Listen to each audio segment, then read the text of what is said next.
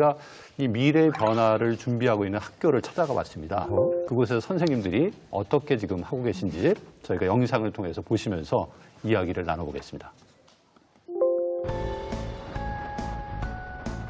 미래 교육에 발맞춰 새로운 교육을 시도하고 있는 대구의 참자람 교실.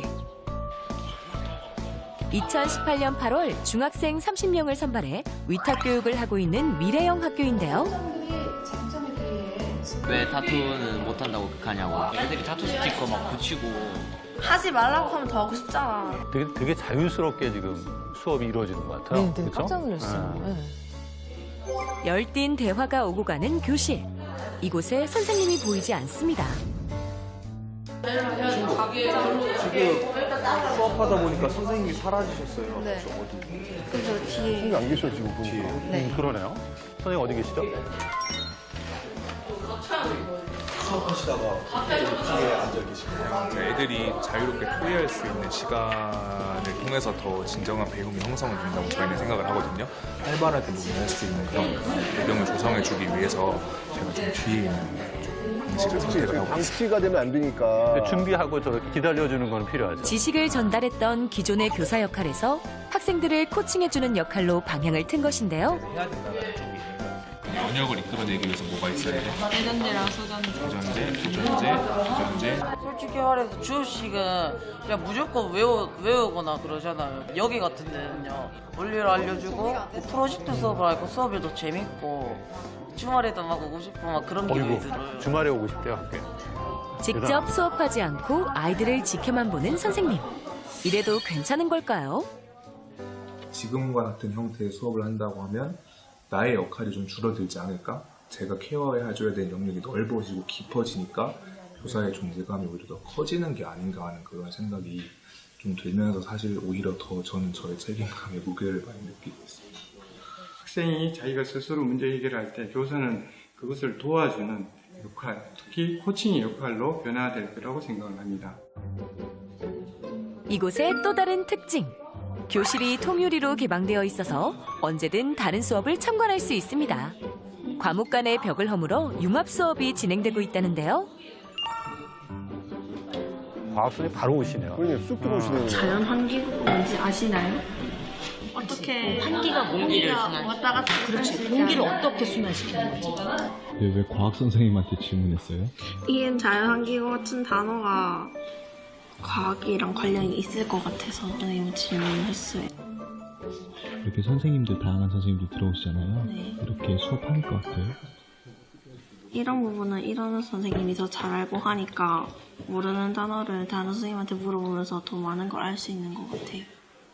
교과랑 상관없이 아무나 들어오셔가지고 학생들이 어떻게 배우고 있는지, 수학생 같은 경우에는 수학 시간에는 이렇게 배우고 있는데 다른 수업에는 어떻게 하는지 되게 궁금해하거든요. 그래서 1교시에 지금 이런 걸 배웠구나를 파악을 하고 난 다음에 2교시에 어떻게 할까를 또 수업을 바꾸거나 이제 계획하기도 하고 그래요. 네. 미래형 교실의 특징은 이뿐만이 아닙니다. 평범한 교실에 숨은 비밀이 있습니다.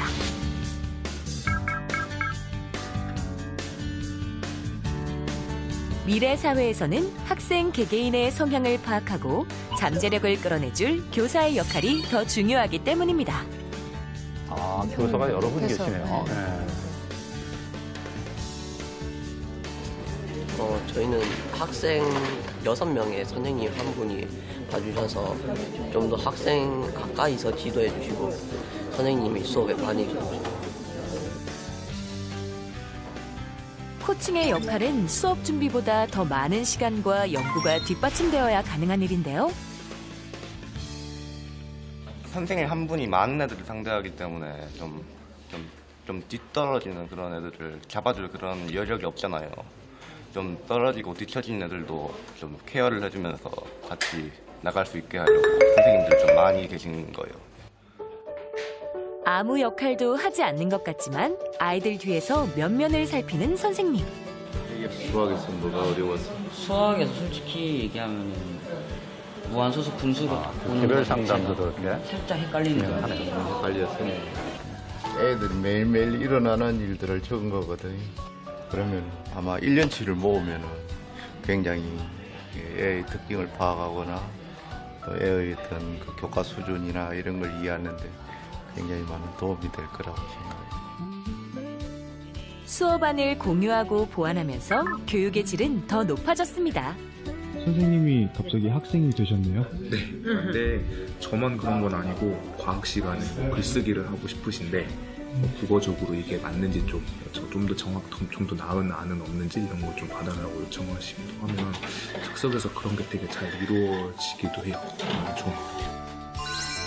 미래를 준비하는 선생님의 고민은 더 깊어지는데요. 그 수업이 학생 중심 수업이 되기까지는 교사의 그 보이지 않는 수업 연구와 노력과 이런 것들이 뒷받침되었을 때 학생 중심 활동이 저는 이루어진다고 생각하거든요. 교사 중심의 교육보다는 학생들이 4차 산업혁명 시대를 살아갈 때 정말 어떤 걸 필요로 할까, 어떤 역량이 필요로 할까를 고민은 하면서 그런 수업을 디자인하고 있습니다.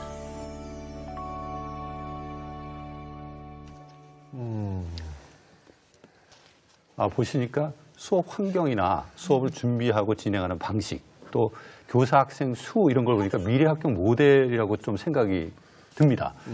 여기 학교에 나온 우리 그 선생님들 미래 학교 교사 모델이라고 생각할 수 있을지 한번 선생님들 의견을 좀 주시죠. 저는 이제 미리 좀 말씀드리면 예. 저는 반은 맞고 반은 아닐 것 같다는 생각이 들어요. 반반. 왜냐면 저는 예. 여전히 저 모습은 과도기다.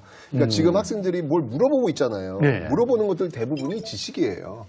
이런 것들은 분명히 AI나 이런 것들이 충분히 해결할 수 있을 것이다. 아까 저기 질 왓슨, 그렇죠, 김경 교수님 그렇죠. 말씀하셨는데 그 AI가 하면 되겠어요. 그렇죠. 그 역할은 예. 저건 분명히 할 수 있다는 생각이 드는데 저기서 좀 일부가 선생님들이 뒤에서 그 아이들이 그 교육 그 과정을 이렇게 지켜보시면서 면면히 그 관찰하시는 모습들 이 부분은 정말 우리 미래 교수의 그 역할이 아닐까라는 생각이 들어서 저는 지금 이 모습이 과도기적인 모습으로서 그러네. 반은 맞고 반은 틀리다 이렇게 좀 보고 싶습니다.